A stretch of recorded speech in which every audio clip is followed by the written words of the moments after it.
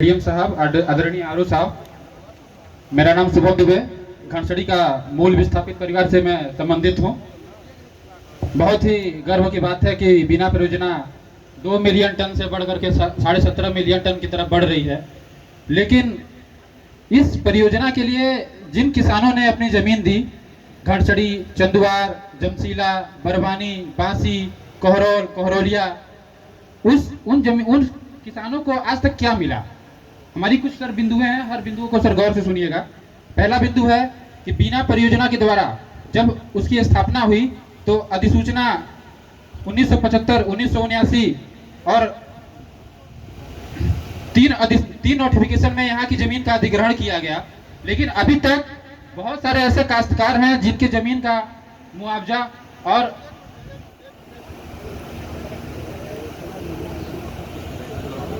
आदि गांव के जो किसानों ने अपनी भूमि और मकान का जो देश के लिए सर्वस्व समर्पण किया था, उसमें से बहुत सारे काश्तकार ऐसे हैं जिनका अभी तक पहली जो बिना परियोजना 2 मिलियन टन से शुरू हुई थी, उसका आज तक मुआवजा, मकान का जो होता है पेमेंट, वो और अस्थायी नौकरी आज तक सर नहीं मिला है।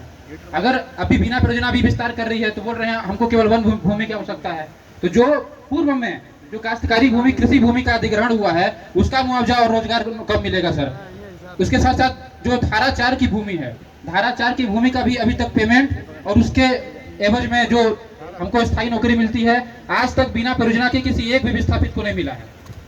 अगला बिंदु है कि जो 2024 में 2/7/2024 को जो पिछली स्वीकृति मिली थी, पर्यावरण स्वीकृति, उसमें स्पष्ट रूप से सर लिखा गया था, उसके रेफरेंस 4 में लिखा गया था कि project shall be construct new multi speciality super hospital 100 bed within 10 kilometre with the project area within 2 year। 2024 से 2026 सर आ गया, हमको कहीं दिखा दें कि बिना परियोजना के 10 किलोमीटर के एरिया में 100 बेड का मल्टी सुपर स्पेशलिटी कहीं हॉस्पिटल है। अगर किसी भी व्यक्ति को अगर बीमारी हो गया, एक्सीडेंट हो गया, तो हमको कहाँ जाना पड़ता है? बैढ़न कहाँ पड़ता है? मध्य प्रदेश। या हम लोग कहाँ जाएंगे? बनारस जाएंगे, 200 किलोमीटर दूर है, रास्ते में डाला चौपन पहुंचते आदमी स्वर्ग सिधार जाता है। यहाँ के लोग मर रहे हैं सर, आज तक यहाँ अस्पताल नहीं बना। तो ये डिब्रूगंज में ये बताते हैं कि हम बहुत बड़ा 2 करोड़ रुपए का काम करा दिए। डिब्रूगंज सर चले जाइए, आप देख लीजिए, वहाँ गाय भैंस बैठे रहती हैं, लेकिन वहाँ आदमी नहीं मिलेंगे, ना डॉक्टर मिलेंगे, इलाज नहीं हो पाता है सर। यहाँ तक कि ये ग्रामीण सर इलाका है, यहाँ पे बरसात के समय जहरीली जंतु, सांप, बिच्छू इत्यादि सब दौड़ते रहते हैं। अगर किसी को सांप भी काट ले तो इस बिना के अटल अस्पताल में, जो श्रद्धेय अटल जी के नाम पर ये लोग रखे हुए हैं, एक एंटी स्नेक वेनम भी नहीं मिलेगा कि सांप काटने से आदमी का इलाज हो सके।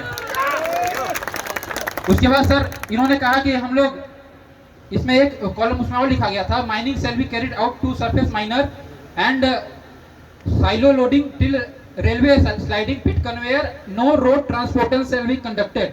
साफ सब लिखा गया है, no road transportation shall be conducted. Sir आप आए हुए हैं अनपारा से शक्तिनगर तक घूमे हुए हैं, देख लीजिए कितने बड़े बड़े हाईवा चलते हैं। तो क्या ये रोड से ट्रांसपोर्टेशन नहीं हो रहा है? कोयले का प्रदूषण हो रहा है, लोग उसमें मर रहे हैं, प्रतिदिन लोग मर रहे हैं, रोड की हालत जर्जर है। लेकिन जब यहाँ पे उसमें क्लियरेंस में मिला गया है कि हमको इनको ट्रांसपोर्टेशन केवल कन्वेयर से या रेलवे से करना है, तो रोड से ट्रांसपोर्टेशन सर क्यों हो रहा है? अगला बिंदु है कि परियोजना को अपने विस्थापित और प्रभावित गांवों में साफ पेयजल आपूर्ति के लिए आरओ प्लांट का संचालन करना था।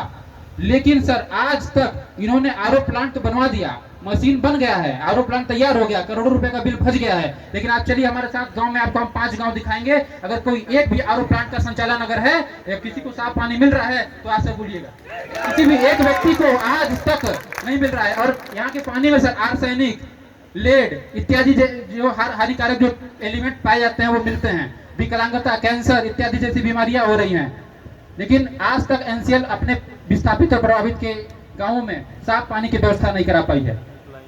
परियोजना को राजमार्ग पे 10 किलोमीटर के दायरे में स्ट्रीट लाइट की व्यवस्था करनी है, मुख्य हाईवे पर। रात में सर इतना डस्ट उड़ता है, कोई अगर मोटरसाइकिल चालक अगर जा रहा है तो उसको दिखता नहीं है, वही काल रूपी हाईवा आएगा और उसको कुचल के चला जाएगा। अंधेरे में कोई दिखता ही नहीं है और अंधेरे में पड़ा रह जाएगा आदमी, कोई रात भर उठाने वाला नहीं रहता है। कहीं भी एक लाइट नहीं लगा हुआ है। शक्तिनगर से लेकर अनपरा तक, ज्यादा दूर हम चले गए, अब बीना से लेकर के केवल जो विस्थापित गांव है हमारा कोहरोल, भैरवा, वहां तक चर्चा कर लीजिए सर। एक भी अगर स्ट्रीट लाइट देखा दे रोड पर तो हम मान जाए बिना परियोजना बहुत अच्छा काम की है। बिना परियोजना के द्वारा ग्रामीण क्षेत्रों में जैसे रोड, नाली, सड़क इत्यादि के लिए CSR के तहत जो भी काम कराया जाता है सर। आप चलिए बीना परियोजना का जो सबसे मुख्य विस्थापित गांव है बरवानी, खरसड़ी, चंदुआर, आप चल के सब देख लीजिए। 15 साल हो गया, 15 साल से रोड की स्थिति क्या है।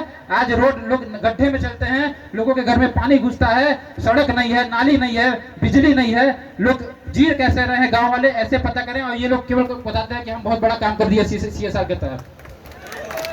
मुख्य मुद्दा सर ये अभी हमारे सब बोल रहे थे कि जब परियोजना आएगी 17.5 मिलियन टन होगा तो लोगों को अस्थाई अस्थायी रोजगार मिलेगा। लेकिन आज तक सर जो NIT में स्पष्ट रूप से लिखा गया है 80% रोजगार विस्थापितों और विस्थापितों के परिवार के सदस्यों को मिलेगा। सर अभी कुछ दिन पहले का मैं उदाहरण देना चाहता हूँ। 1 साल पहले, मान लीजिए 1 साल नहीं 8-9 महीना पहले एक कंपनी आई है चेन्नई राधा, अभी जो यहाँ पे ओबी का काम कर रही है सर, उनका रिकॉर्ड आज आप बुला लीजिए, तत्काल बुला लीजिए, दिखा दीजिए कितने विस्थापितों को रोजगार दिया गया है। सर हमने संघर्ष किया था, हम 5-6 महीने संघर्ष किए, लेकिन एक विस्थापित को रोजगार नहीं मिला, एक विस्थापित को रोजगार नहीं मिला। सर 80% की बात करते हैं, ये 10% दिखा दें कि 10% विस्थापित परिवार के लोग रोजगार कर रहे हैं। झारखंड, बिहार, उड़ीसा, बंगाल से ला के लोग रोजगार करा रहे हैं, नौकरी कर रहे हैं, लेकिन यहाँ के ग्रामीण यहाँ भटक रहे हैं। पढ़े लिखे शिक्षित होने के बाद भी यहाँ के ग्रामीण, यहाँ के युवा बेरोजगार घूम रहे हैं और ये रोजगार देने की बात करते हैं। CHP है, अन्य कॉन्ट्रेक्चुअल वर्कर है, लेकिन किसी भी एक संस्था में, किसी भी एक फर्म में विस्थापितों को रोजगार नहीं दिया जाता है। ये किस विकास की बात करते हैं। अगला मुद्दा सर यह है कि जो भी यहाँ पे काम होता है, माइनिंग का काम होता है, बहुत डस्ट उठता है। इन्होंने बोला कि हम एंटी फॉग कैनन चलाते हैं, डस्ट के लिए स्प्रे, रोड पे झाड़ू लगवाते हैं। सर आज आप आए हैं, आपके स्वागत में फूल बिछा देंगे तो क्या जनता के लिए फूल बिछा देंगे क्या? आपके स्वागत में फूल लगा दिए गए हैं, रोड पे चल के देख लीजिए कितना डस्ट है। केवल बिना परियोजना के कार्यालय से लेकर के ये जो आवासीय परिसर है वहां तक रोज प्रतिदिन झाड़ू मार देते हैं। थोड़ा आगे चले जाइए, घरसड़ी, चंदुआर, कोहरोल, बीना, भैरवा तक चले जाइए, क्या डस्ट उड़ता है। कोयला तो ठीक है सर, अभी राखड़ भी शुरू हो गया है। जो डस्ट उड़ करके हमारे घर में आता है, सड़क पर हम लोग चलते हैं, प्रदूषण हम लोग झेलते हैं। ये बोलते हैं कि हम झाड़ू लगवाते हैं, करोड़ों करोड़ों का बिल भजवा रहे हैं झाड़ू मारने में, लेकिन सड़क पर कहीं भी अगर साफ पानी भी गिरवा देंगे तो बोलिए। टैंकर भी चलवाते हैं सर, तो बिना जिया पे से शुरू होगा टैंकर और यही टैंकर इनके किसिला जिया पे से मुड़ जाएगा। बस ये परियोजना से परियोजना तक पानी छिड़काव कराते हैं ताकि गांव वाले धूल खाएं, डस्ट खाएं, कोई दिक्कत नहीं है। यहाँ पे ये लोग ब्लास्टिंग करते हैं सर, हैवी ब्लास्टिंग करते हैं। यहाँ पे लोगों का कच्चा मकान भी है, कुछ लोगों का पक्का मकान भी है। ग्राउंड वाइब्रेशन सर इतना तेज होता है कि पक्का मकान भी अगर आप RCC पे बनवाए हैं तो भी क्रैक आ जा रहा है। यहाँ तक कि हमारा एक गांव, घरसड़ी गांव का एक मोहल्ला है, घरसड़ी पहाड़ी, वो जस्ट इनके बिना परियोजना के OP डंपिंग के जस्ट बगल में है। जब ब्लास्टिंग होता है सर, आप चल के देख लीजिए, वहाँ के लोगों का कच्चा मकान है, वहाँ के लोग झुग्गी झोपड़ियों में रहते हैं सर। जब ब्लास्टिंग होता है तो उनका झोपड़ी गिर जाता है, जो बहुत पत्थर आता है तो उनके घर में गिरता है। ये वाइब्रेशन को कंट्रोल नहीं कर पाते हैं और ये बोलते हैं हम ग्राउंड वाइब्रेशन को कंट्रोल किए हैं। ये ब्लास्टिंग से सर हार्मफुल है। वो जो हमारा बस्ती है घरसड़ी पहाड़ी का सर, वो विस्थापित है, वो विस्थापित गांव है सर। हमारे घरसड़ी गांव का एक मोहल्ला है, वहाँ पे कम से कम 20-30 परिवार था वहाँ विस्थापित, उनको पुनर्वास नहीं दिया गया है। वो अभी तक वहाँ पे काबिज हैं, वो 1975 के दशक से। आज 2026 चल रहा है, परिवार बढ़ गया है, वहाँ लोग भी बढ़ गए हैं, लेकिन आज तक सर उनके पास जाने के लिए सड़क नहीं है। 5-6 रेल की पटरियां पार करके वो लोग मुख्य मार्ग तक आते हैं। बच्चे स्कूल आते हैं तो 5-6 पटरियां पार करके आते हैं। उनको न पुनर्वास दिया गया है, न कुछ दिया गया है, न उनको जाने के लिए रास्ता है। अगर कोई भी आम जनता, वहाँ का कोई भी ग्रामीण साइकिल लेकर के अपने झोपड़ी से ये रोड किस पर आएगा, अगर रेलवे ट्रैक पर उनको पकड़ लिए रेलवे वाले तो चौपन भेज देते हैं, उनका चालान कर देते हैं। वो लोग परेशान हो जाते हैं, गरीब लोग। जब उनका घर उस पार है, सारी मुख्य धारा इस पार है, तो जब वो लोग पार करेंगे रेलवे ट्रैक तब ना इस पार आएंगे। रेलवे ट्रैक पर पकड़ लिए GRP वाले तो लोगों को पकड़ के चालान कर दिए। क्या रेलवे ट्रैक पर रेलवे को क्षति पहुंचा रहे हैं? एक पैदल चलने वाला, साइकिल चलने वाला क्या रेलवे को क्षति पहुंचाएगा सर? क्या बिना परियोजना उनके लिए क्या मार्ग नहीं बनवा सकती थी? ओवरब्रिज या अंडरब्रिज नहीं बनवा सकती थी? ये इनका विकास है। एक मुद्दा यह है कि ये बिना परियोजना जो अपने खदान का बेस्ट वाटर लाते हैं, ये जो नाला है, नाले के माध्यम से रिहंद में मिलाते हैं। ये रिहंद जो है, जो हर घर नल योजना का जो पानी पीने वाला है, इसी रिहंद से आता है। पूरे बिना परियोजना का गंदा पानी, वेस्टेज पानी नाले के माध्यम से रिहंद में मिल रहा है, और रिहंद प्रदूषित हो रहा है। और वही रिहंद का पानी आकर के हमारे गाँव में पानी लोग पी रहे हैं, यहाँ NCL वाले पी रहे हैं। तो ये वेस्टेज है सर। पिछले पिछले जो इनको क्लियरेंस मिला सर, इसमें लिखा गया था PP shall install one continuous ambient air quality monitoring station suitable location preferably village side, मतलब गांव के साइड में इनको एक एयर मॉनिटरिंग करने के लिए, रियल टाइम मॉनिटरिंग करने के लिए एक मशीन लगाना था डाटा के लिए। 5-6 गांव है सर इधर जिनका नाम लिखा गया। एक गांव में आप चेक कर लीजिए, किसी एक गांव में अगर लगा हुआ है एयर मॉनिटरिंग स्टेशन तो बता दे बिना परियोजना अच्छा काम की है। ये कहाँ लगा हुआ है एयर मॉनिटरिंग स्टेशन? अपने कॉलोनी कैंपस में, जहाँ पे लोग बहुत अच्छा रोज झाड़ू मरवाते हैं, पेड़ पौधा लगा हुआ है। अभी आप आए होंगे रास्ते में देखे होंगे कि हरा हरा ये कारपेट लगवा दिए हैं कि डस्ट कॉलोनी में ना आए, गांव वाले डस्ट खाएं, धूल खाएं, कोई दिक्कत नहीं है इनको। यहाँ पे एयर क्वालिटी इंडेक्स हाई से चला जाता है, लोगों को सांस की बीमारी होती है, लेकिन बिना परियोजना ने कभी आज तक इस पे ध्यान नहीं दिया सर। एक मुद्दा सर है ये कि